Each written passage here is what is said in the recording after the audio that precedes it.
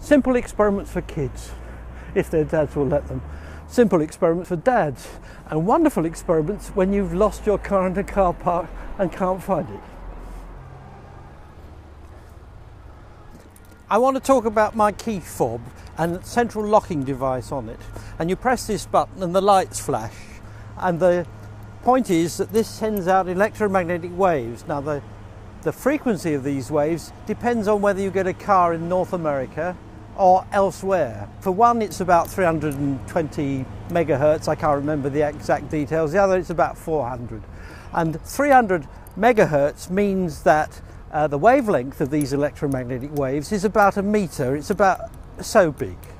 Now then, the whole point is that this has a range. If I walk away from the car, the signal coming out gets weaker and weaker and weaker. And there's a clever trick which I found on YouTube with Jeremy Clarkson in Top Gear, explaining that if you have one of these key things, the central locking device, the range can be extended if you place the key against your head. I really wanted to know whether this is true, but I couldn't believe it.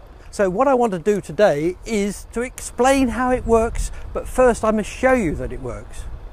1, 2, 3, 4, 5, 6. That's 20 paces. If I use this, you see, even with my arm extended, I can get the lights to turn on. I'll now go another 15 paces this way and show you that the car lights won't go on unless I put this against my head. So here we go, 1, 2, 3, 4, 15. And now, if I press the key, nothing happens. But if I press the key, placing it next to my head, something happens. Now, the reason this works is because everybody's head is full of water. So I've got over there some water which I'll go and collect, and we'll go another 20 paces that way and show you that the water will extend the range even further. So just don't go away for a minute, I'll just go and get it. You think this is going to be entertaining enough? 1, 2, 3, 4, 5. Even when I get here, the lights will flash. I must get away from the water. We're just about at the limit of the range of using your brain. It doesn't work. Now then, I can't hold it. Let's put it way up there. I'm pressing now. There we go. When the electromagnetic waves goes into the water, all the water molecules see more or less the same electric field sloshing through it.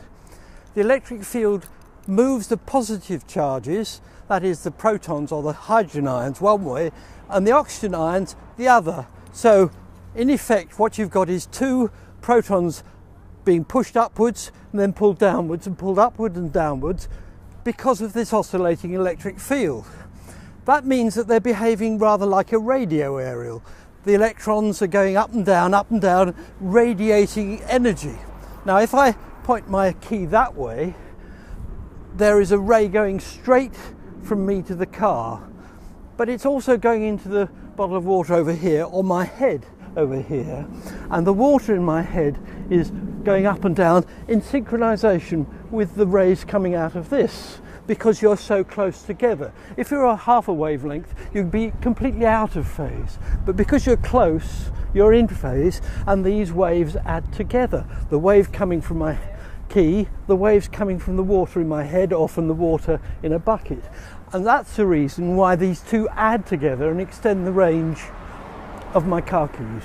There aren't obvious parallels with this in physics in the everyday world.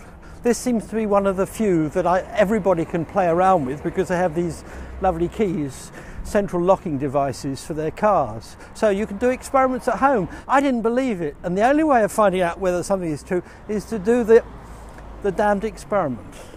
Do the damned experiment. Find out what is reality. Disprove your prejudices. Okay.